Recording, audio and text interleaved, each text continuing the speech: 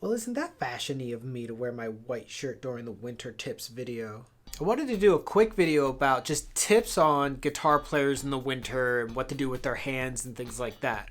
So, dryness of the skin can just be super irritating. I know mine get really dry and, flaky and all that fun stuff. So what I like to do is I have a couple of things. So first, I'll typically, before starting to play, I'll actually run my hands under warm water.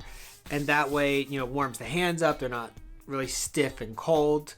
And then another thing I'll do is I'll take 2 fingers at a time and I'll bend them back, not too much, put in my palm, bend them back like that. I'll flip them around, pull them that way. And again, I'll do 2 fingers at a time. That way I get a little bit of extra blood flow going to my fingers and things like that, my thumb included, with both hands, just to get a little warmed up and ready to start playing guitar. Another thing I'll do is I'll use Palmer's cocoa butter formula. I find that it just feels better on the skin, it hydrates. I prefer to avoid alcohol in moisturizers and things, just really hurts and doesn't feel good.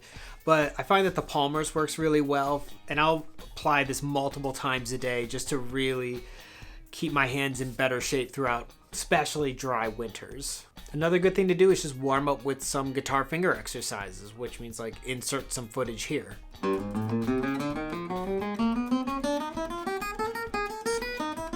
Doing exercises like that will really help warm up the hands, and you only do it for a couple of minutes. That way they're not so achy, they're not so stiff, and things like that.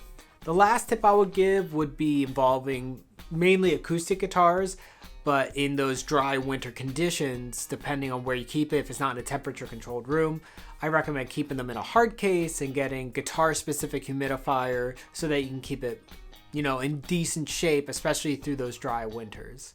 So hope these tips were helpful and get back to playing.